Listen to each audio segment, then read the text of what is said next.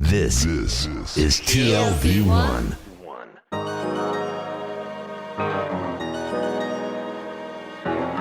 The Tel Aviv Review. Hello and welcome to the Tel Aviv Review. I'm your host Gilad Halpern, and this episode is brought to you by the Israel Democracy Institute, an independent center of research and action dedicated to strengthening the foundations of Israeli democracy. My co-host Dale Shendlin is away today, and in her stead, I am happy to welcome Janan Psul, a journalist, editor and translator who will be sitting in for her. Hello, Janan. Hello. Today's episode is the last in a 5-part series ahead of the March 21 election. We have so far discussed the hot topics of the vote in the midst of the COVID pandemic with IDI experts, such as political and social trends in this ultra-Orthodox community with Dr. Gilad Malach, and the Israeli economy in light of the COVID crisis with former governor of the Bank of Israel, Professor Karnit Flug, as well as others. Feel free to check them out in our archive. And if you like what you see there or hear there, please consider supporting us on Patreon. Find out more on our homepage. That's tlv1.fm/Tel Aviv Review. Today we are delighted to welcome Dr. Arik Rudnitzky. He's a research fellow at the Israel Democracy Institute and Tel Aviv University's Moshe Dayan Center for Middle Eastern and African Studies. He has been studying the Palestinian Arab community in Israel for about 2 decades, and we've invited him to the studio to suss out some of the issues pertaining to voting patterns within the Arab community ahead of the 4th general election that Israel is going to have in just under 2 years. Dr. Arik Rudnitzky, hello and welcome to the show. Hello, Gilad. Hello, Janan. I'm very pleased to be here today. Thank you very much for coming. So before we speculate what might happen in the forthcoming election, let's talk about the last one, held just under a year ago in March 2020. It was a historic landmark for Arab voters, a record-high voter turnout, as well as an overwhelming support for the joint list that indeed received 15 seats in the Knesset, making it the third largest party in the House. It was a huge leap from the April 2019 election that saw an unusually low turnout and also a bad showing for the Arab parties in the Knesset. What accounted for this leap in less than a year? As you mentioned, Arab politics in Israel has undergone tremendous shifts or turbulent times in the course of just 1.5 or 2 years. Let's first put the facts on the table, where just 1 year ago, the political representation of Arab parties reached its high peak ever, meaning 15 seats won by Arab parties in the Knesset. And also the turnout reached its peak since the 1999 Knesset elections, the highest peak in 2 decades, even much over of the 2015 Knesset elections when the joint list was first established. So these are the facts. But as you just said, just 1 year before that, in April 19, it was seen as if our political system was about to shatter or undergo a deep crisis when the joint list split into 2 smaller unions. And here the history might repeat itself in the upcoming March election this year. So these days reminds me, as I'm looking very closely to what is going on the Arab street and feeling the political atmosphere in the Arab street, including what is going on in the social media. It reminds me of the days back of the April 19 election, when everybody is trying to position itself as the true representative of the Arab voter. And there are also those who question very loudly. So why vote?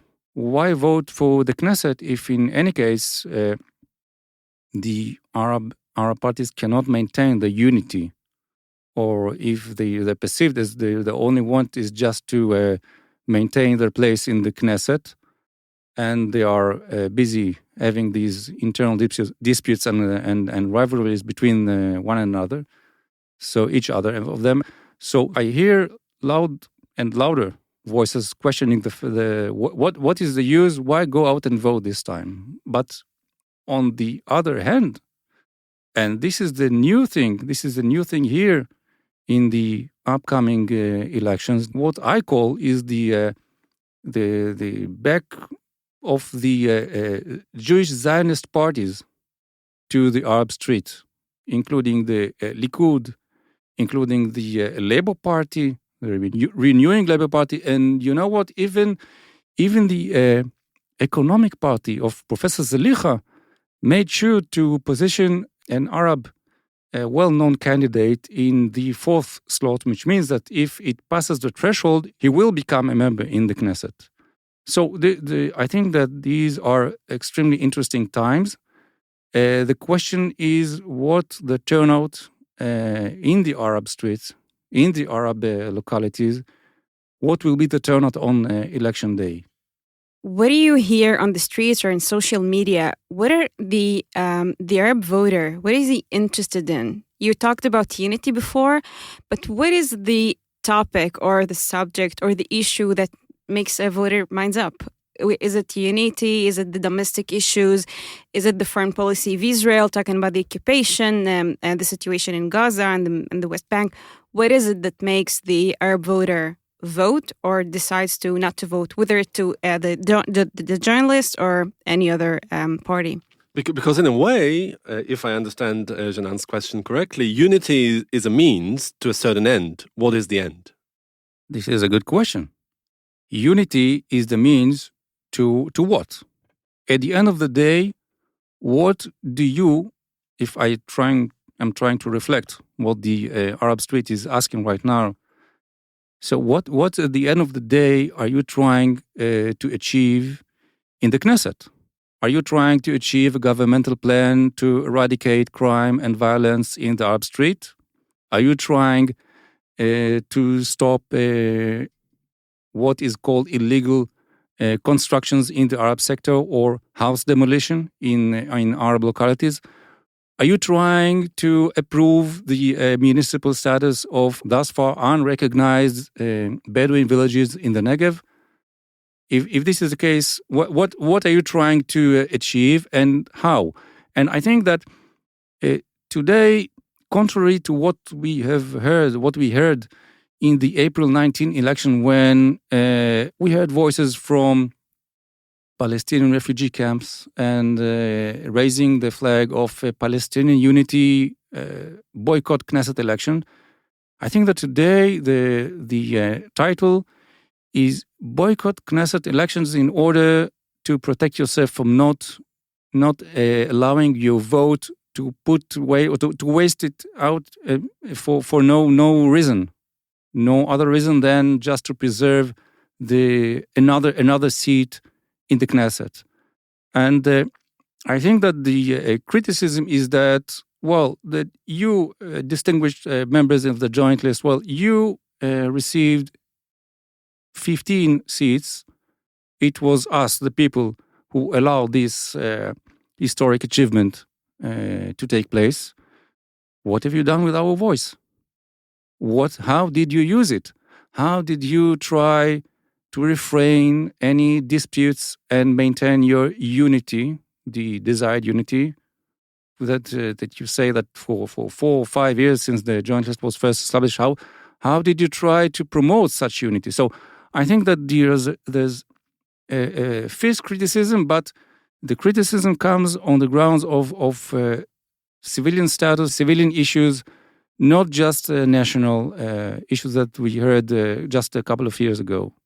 But isn't the problem more than what the joint list have done with so many votes, is the structural issue that no matter how many seats they gain, they are cast out of power. I mean, they were as close as they've ever been to being part of a coalition, but at the last minute, Benny Gantz decided to give away the majority in parliament that he had received in many ways thanks to the joint list, and backtrack on all his election promises and join Netanyahu's cabinet instead. So in a way, the joint list, and I don't know if I'm trying to defend them or not, but they are stuck between a rock and a hard place. I mean, even if they have this great achievement, there's nothing they can do with it. And if not, there's also nothing they can do with it. To begin with, I would say that Gantz did not promise anything on the table.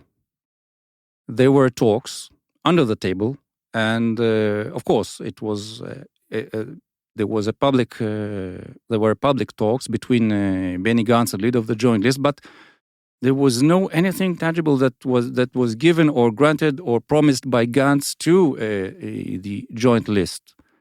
This is to begin with.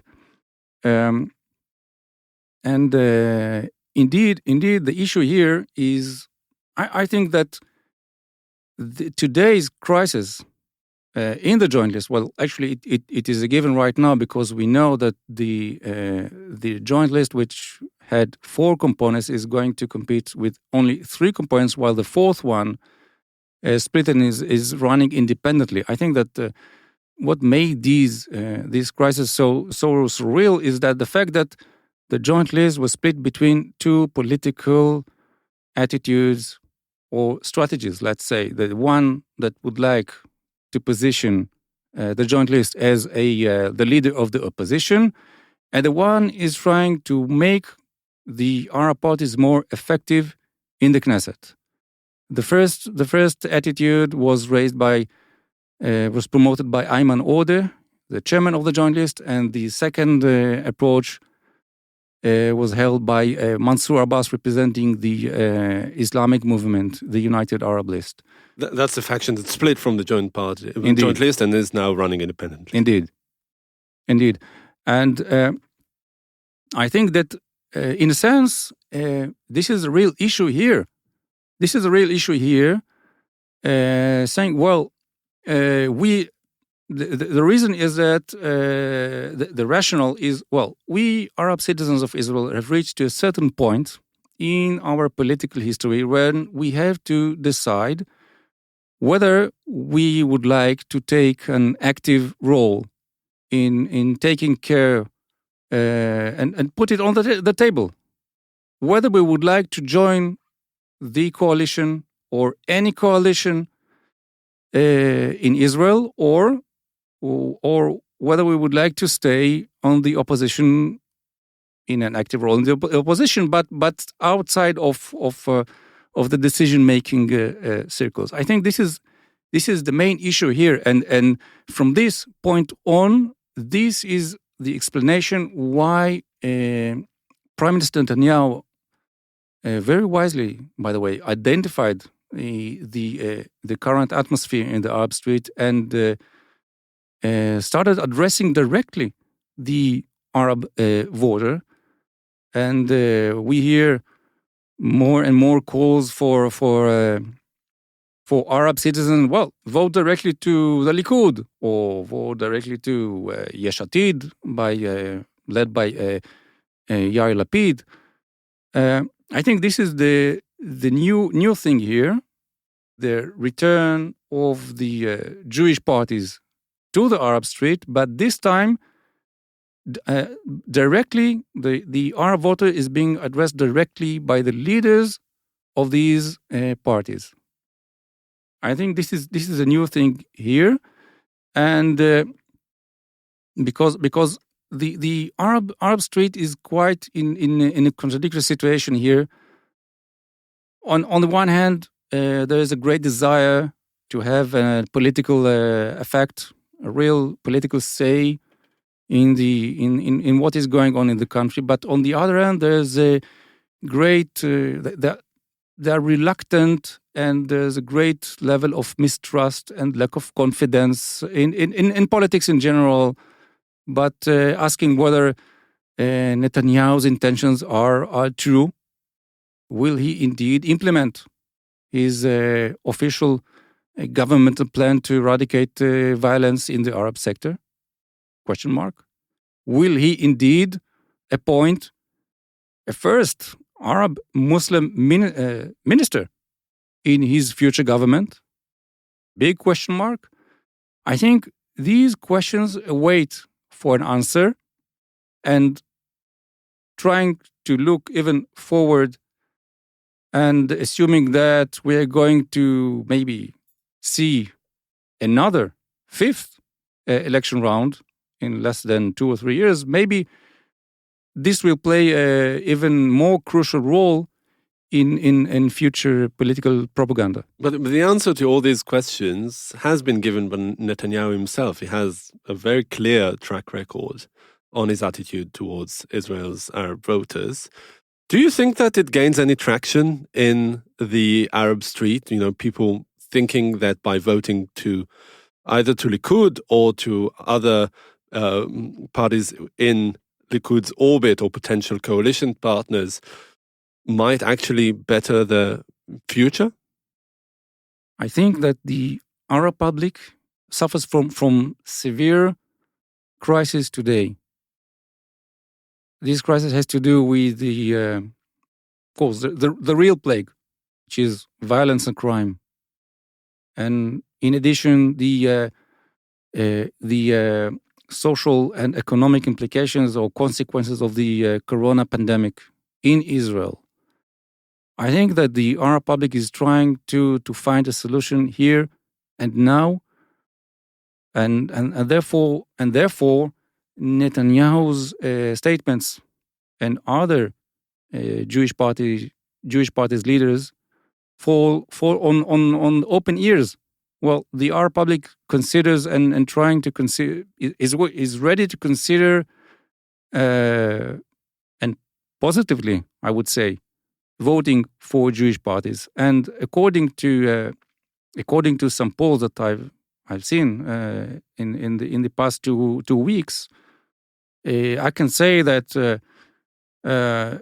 Likud gains considerable support in the Arab sector, meaning that if, for example, in the past 2 or 3 elections, Likud gained only 1% of the votes in the Arab sector, today we speak between 2.5% to 3%. Well, this is an enormous, quite a big portion of the votes.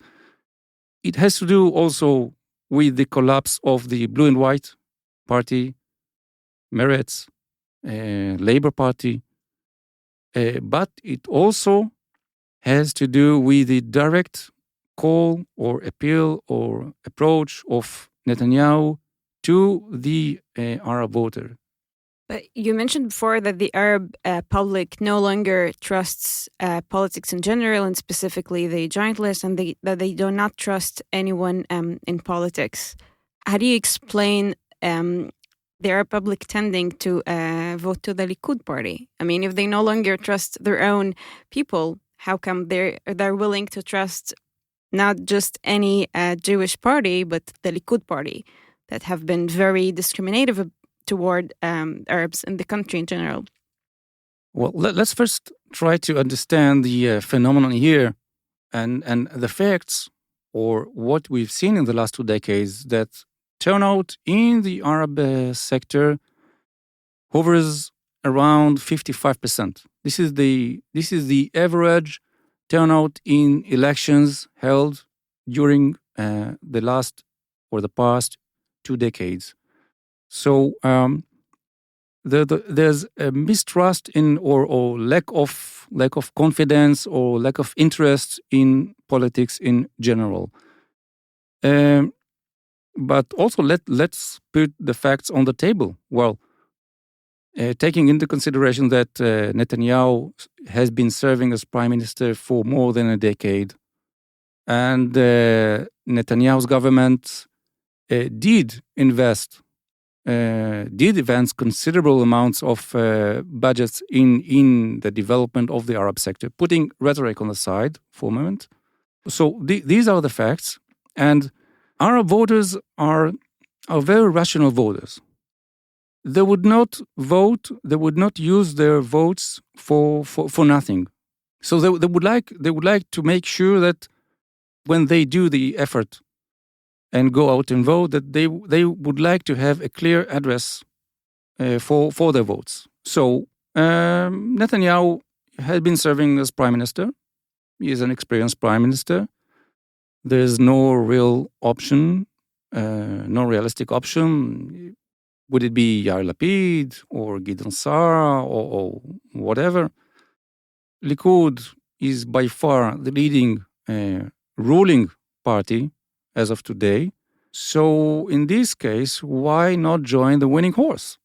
Why not separate between emotions and rational thinking? This is the issue here. But it's not just emotions. One of the flagship policies of the Joint List was the appeal to repeal the nation-state law of Israel as the nation-state of the Jewish people. That clearly discriminates against non-Jews, especially Arabs. What about the voters? Do they not care about it? Are they willing to cast a vote in favor of the party that promoted and legislated that very law, that basic law? It has some sort of constitutional status that clearly discriminates against them? Undoubtedly, the nation-state law is somewhere in the back of the mind. But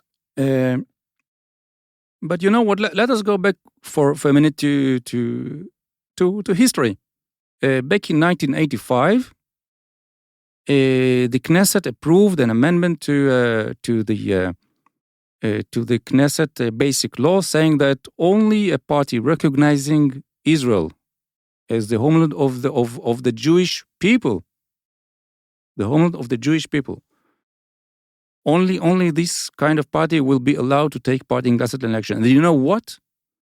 Just 2 or 3 years later. And we speak on the days of the heydays of the Intifada, the first Intifada, when the atmosphere was very charged in terms of national sentiments. The political landscape in the Arab sector just became more diversified. We had 3 parties competing on the election. So, indeed, the issue of the nation-state law is an obstacle. It matters. It matters. Just a couple of months ago, we heard in Carmiel, for example, the city of Carmiel in the Galilee, that the court said that we have to follow the nation-state law, saying that Israel will encourage Jewish settlements and so forth. So this is why they rejected the issue of establishing an Arab kindergarten in the city of Carmiel. By the way, Carmiel is about to turn into a mixed Jewish-Arab city. And anyway, they are Arab citizens. They are equal citizens in the state of Israel. And this is the first or the most clear, the first time that the nation-state law did play a significant role in discriminating against Arab citizens. So there are these clear incidents. But you have to take an overlook on the situation and say, okay, so we know this is the situation. We know this is the political configuration. You know that the Likud is a leading party. We know that Netanyahu has the greatest chances to be re-elected to be prime minister. Okay, then what? How can we better the situation of our people? I think this is the at the end of the day, this is the what explains Mansour Abbas's decision to withdraw from the Joint List. This might explain why there are new Arab candidates in Jewish parties, and also the establishment of a new Arab party called Ma'an together, headed by Mohammed Al-Rawshi. The political landscape in the Arab sector is being diversified more and more as we talk more and more, focus more and more on civil issues. So the Republic is kind of exhausted and dated by the way the Arab political landscape has been becoming since the establishment of the State of Israel, basically. So we're seeing more parties, more lists, and more Arabs now, for the first time in decades, we're seeing women joining these Zionist parties. They used to be just, men, traditional men, very conservative men. But now we're seeing very liberal women joining these parties. How do you explain that? Labor and Meretz. Labor and Meretz, but specifically Ghaida Rinawi and Ibtissam Marani are not the typical Arab women. I mean, Ibtissam is a director. Ghaida has been working in the NGO sector for many years now. How do you explain this? I mean, it's for the first time, and how is the Arab public is responding for this? No one can ignore the social change and social transformation that the Arab society is undergoing in the last 2 decades or 1 or 2 decades.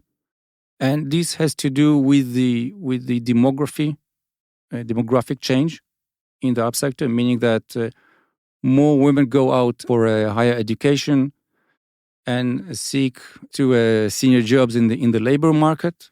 And I think politics reflects the situation right now. Just in these Knesset, just by the way, to remind us all that the joint list had 4 women members out of 15, which is the largest proportion of women in any party represented in the Knesset. And actually, it becomes clear that no Arab party, no Arab party can do without having representation of women in its list. The joint list, of course, any party like the Hadash and Balad and Tibi's party, they have 1 woman. And new parties such as Ma'an, a woman is ranked in the 2nd slot. And of course, the Islamic movement, by the way, Abbas's party, the United Arab List. And this is a given, this is a change. It doesn't necessarily say that there is a real change in perceptions and a real social change in the Arab society, but there is a change. No one can ignore it today. The time of or the era of the distinguished representatives and conservative representatives, these times are over. We've seen this in the whole Hadash party approach toward the LGBT issues in the Knesset, and they're voting against the conversion laws. Conversion therapy. Conversion therapy laws. Yeah, it's a different thing than conversion could mean something else in the Jewish state. Therapy, not laws. Yeah. Some have claimed that this has led to this big fraction between the Islamic Party and the whole joint list. Is it true or just claims? And how are we seeing the reflection of dealing with those approaches in the Arab street? I mean, are people really angry at the joint list for dealing with those matters, or is it just random claims and their voter does not really care about those issues?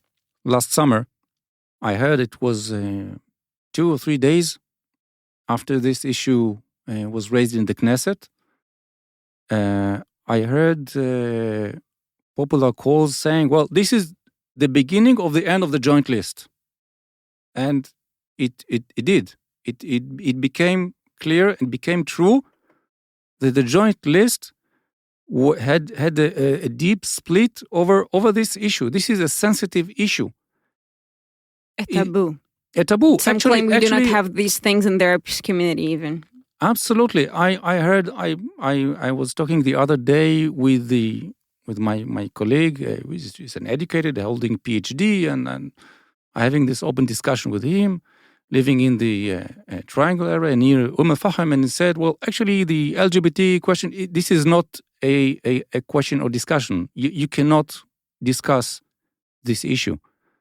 And we saw it in public opinion polls that some 60% of the Arab public said, well, this is a taboo.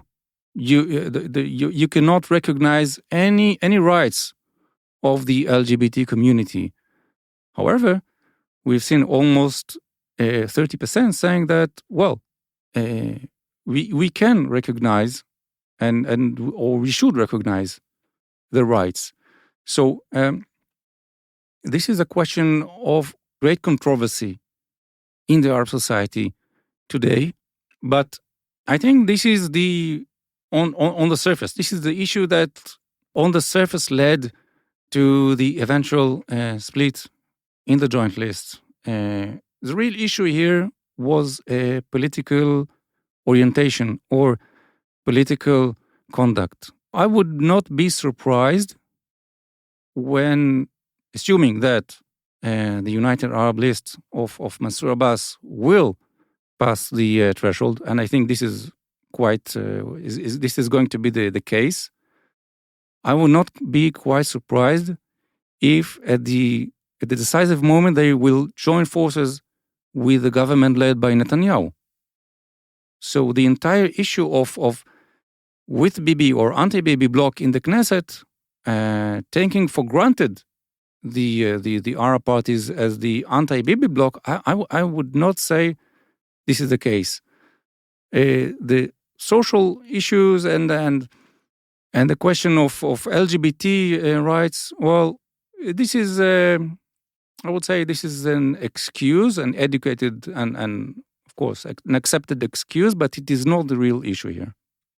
One thing that really struck me in the data that is published on your page on the Israel Democracy Institute website is the data that shows that really voting patterns in the last election were really consistent across ethnic lines on the one hand. I mean, there was a high turnout and big support for the joint list among Muslims as well as Christians, and even among Druze and Bedouin, even though the turnout was relatively low, even though it was higher than before. And also across geographical lines. So it was pretty much consistent in the north of Israel, in the Triangle area, and in the south. And we've been talking here about the Arab vote, the Arab society, the Arab community, and I've been also always cautioned against using such collective terms when dealing with politics or research and such. But based on this data, can you claim validly that there is a monolithic, to an extent, a monolithic Arab vote in Israel? Sorry, let me qualify that. Not so much in terms of voting patterns, as you've now mentioned, it's going separate ways, but in the terms of the political agenda that is really on their mind. This is a good question. Is there an Arab vote, or as you say, monolithic Arab vote? This is a good question. We have to bear in mind that back in September 19 and in March 20, there were serious triggers that made and persuaded the Arab voters to go out and vote. In September 19, it was actually Netanyahu himself when he sent his activists to put cameras on Arab ballots, made them vote for the joint list, and even more, in March 20, it was Trump's peace plan that made the Arab voters go out and vote, especially in the Triangle region.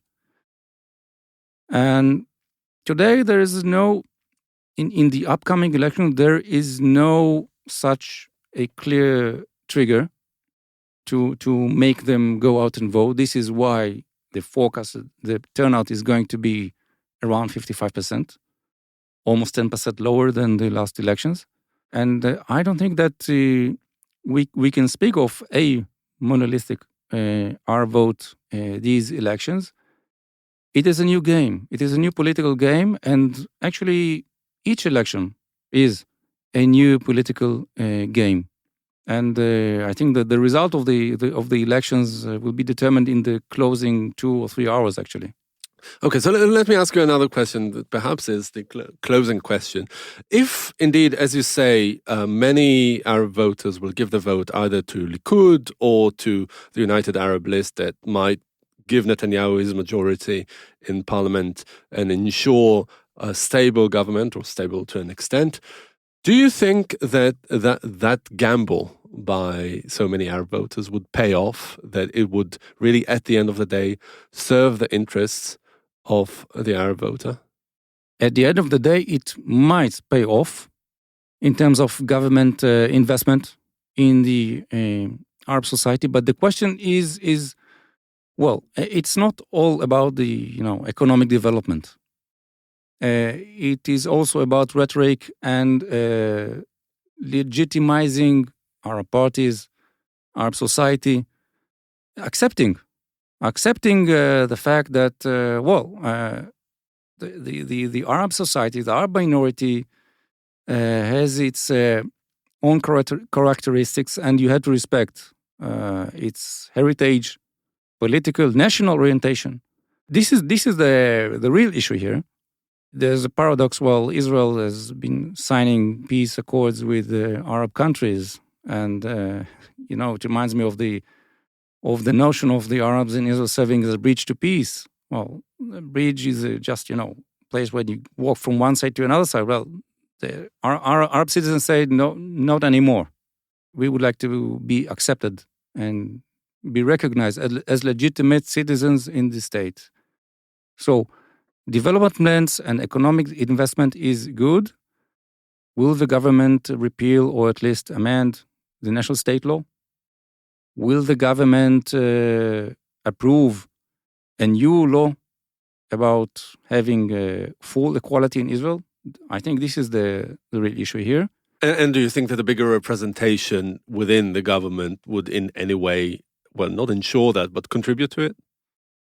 Big representation of Arab Arab members. Either within a larger voter proportion in the Zionist parties, or United Arab List becoming a coalition party.